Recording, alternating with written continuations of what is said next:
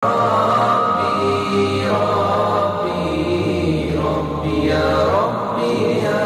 الله الرحمن الرحيم. الحمد لله رب العالمين، والصلاة والسلام على سيد المرسلين وعلى آله وصحابته الطاهرين ومن تبعهم بإحسان إلى يوم الدين. أما بعد، السلام عليكم ورحمة الله وبركاته. Ndugu wa Islam, ndugu watazamaji wa Africa TV Swahili, tuko katika mfululizo wa vipindi vyetu vya kufahamishana ibada tukufu ya hija, vipi itekelezwe, kipi kinachoifanya ibada hiyo iwe kamili, lakini pia ni kitu gani cha kuifanya iharibike. Katika kipindi kilichopita tulikuwa tunazungumzia mtu aliyelifanya tendo katika matendo yaliyokatazwa kwa aliyehija, nalo ni la kukutana mume na mke kwa tendo la ndoa. Tulisema kwamba hilo ni marufuku na ni haramu. Pia tukagusia kwa kusema katika yaliyo marufuku kwa haji kuyafanya mpaka kufikia hija yake kumuharibikia, hakuna isipokuwa hili. Yaliyobakia yote kuna mambo tu ambayo atayotakiwa ayafanye na hija yake itaendelea. Lakini hili kulingana na mgawanyo tuliosema kwamba iwe kabla au baada ya kusimama Arafa. Kama litakuwa kabla ya Arafa, hija itaharibika, lakini kama baada ya Arafa ndio tulikuwa tunaendelea nayo. Kule tulisema kwamba kuna mambo yanayomwajibikia kwa yule ambaye aliyefanya kabla ya kusimama Arafa. Moja ya hayo tulisema kuchinja, na anachotakiwa kuchinja tulisema ni ngamia. Lakini inawezekana akakosa ngamia. Atachotakiwa kukifanya ni kutoa sadaka chakula atachokinunua kwa thamani ya ngamia yule.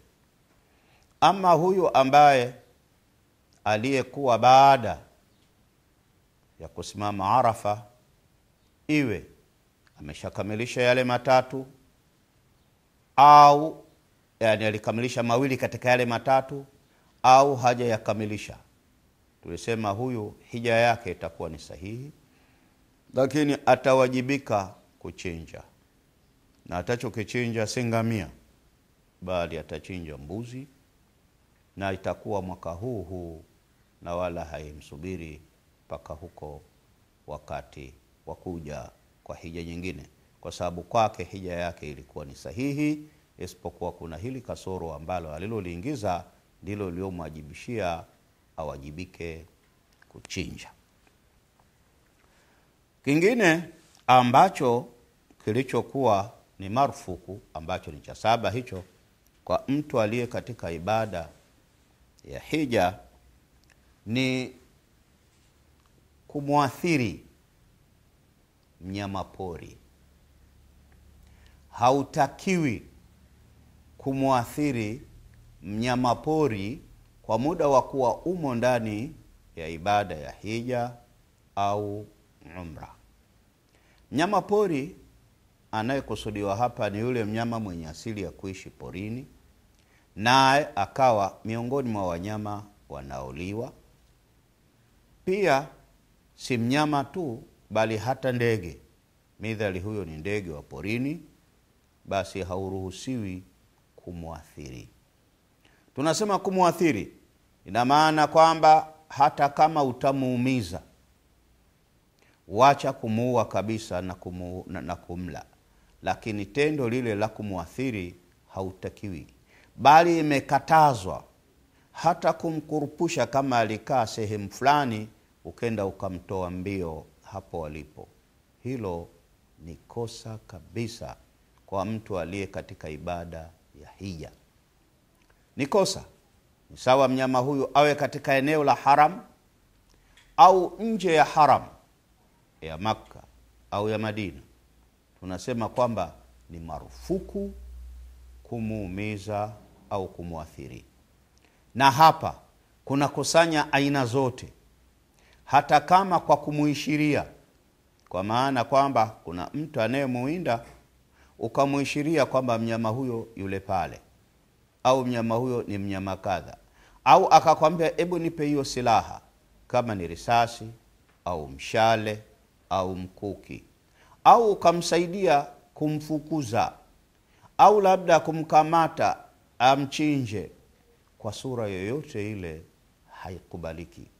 Bali hata kwa kumshauri, bwana wewe katafute kitoweo bwana, haya yote kwa mtu aliyekuwa katika ibada ya hija hakubaliwi ayafanye. Kuna tukio lililotokea katika msafara wa kwenda Makka, Mtume sallallahu alayhi wasallam na masahaba zake walikuwa wanaenda umra. Wakiwa njiani, kwa wakati ule njia ilikuwa haina amani, kulikuwa kuna watu walinzi wa msafara, kwa maana kwamba pale linapotokea la kutokea la uharibifu, la uadui, basi yeye atakuwa yuko kidete kukabili uadui huo, ikibidi hata kumwaga damu. Sasa huwa kuna kikundi cha watu wa namna kama hiyo kinalinda amani ya msafara. Wao hawawi katika ihram, wanakuwa hawamu katika ihram. Basi wakafika sehemu fulani, ikawa hawa waliokuwa wanalinda amani wakamuona punda milia. Yule bwana akamuandama punda milia, akamuwahi, kikaletwa kitoweo pale na mlo. Masahaba wakagawika katika makundi mawili. Kundi moja likasema, sisi tumekatazwa bwana kula wanyama pori, na huyu ni mnyama pori, kwa hiyo mimi sili. Kundi lingine likasema kwamba ndio, lakini sina mchango katika alichokifanya. Wengine wakala. Pamoja na hivyo kukawa kuna nyama nyingine imebaki. Walipoenda kukutana na Mtume sallallahu alayhi wasallam, wakalielezea tukio lao hili, kwamba huyu bwana amemnasa mnyama, lakini katika mlo kuna kundi hili na kundi hili. Mtume sallallahu alayhi wasallam akawauliza, yupo aliyemuonesha kwamba mnyama yule pale? Hakuna. Yupo aliyempa silaha kwamba nenda ukawinde yule mnyama? Wakasema hakuna. Kuna angalau aliyemshauri kufanya hivyo? Akasema hakuna.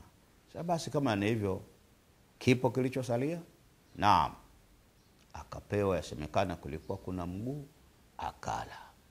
Kwa hiyo kama ilikuwa amewindwa mnyama pori na si mmoja wa wale walio katika ibada ile, na ikawa hakuna mchango uliopatikana katika kumuinda mnyama yule, wataruhusiwa kula.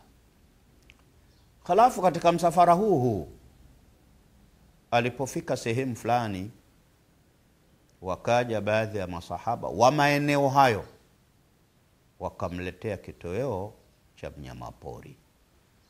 Mtume akakataa kukipokea.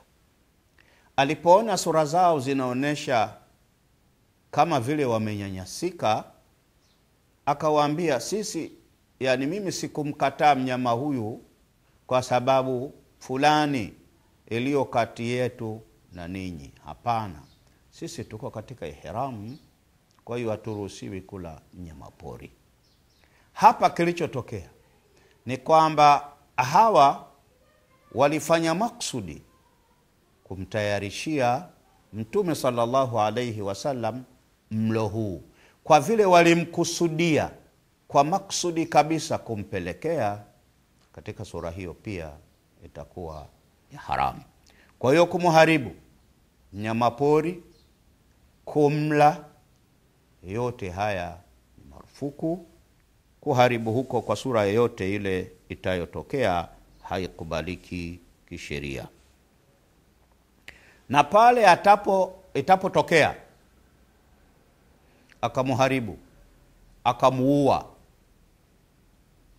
basi lazima kutakuwa kuna malipo atayomlipa mnyama huyo, na malipo yake yataenda kulingana na ukubwa au aina ya mnyama husika.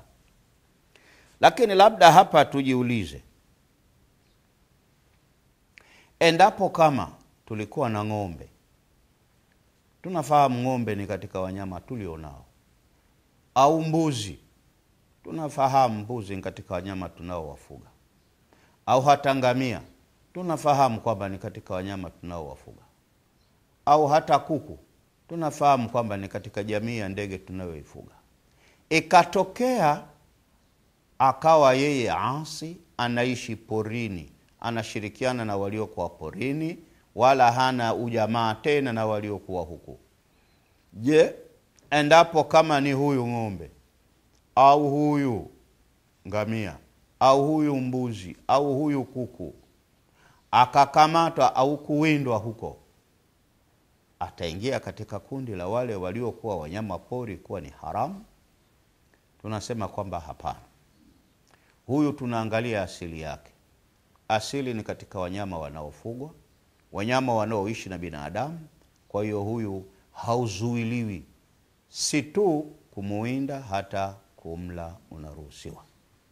Lakini picha nyingine kinyume chake, kuna wanyama pori tukawachukua tukawa tunawafuga huko.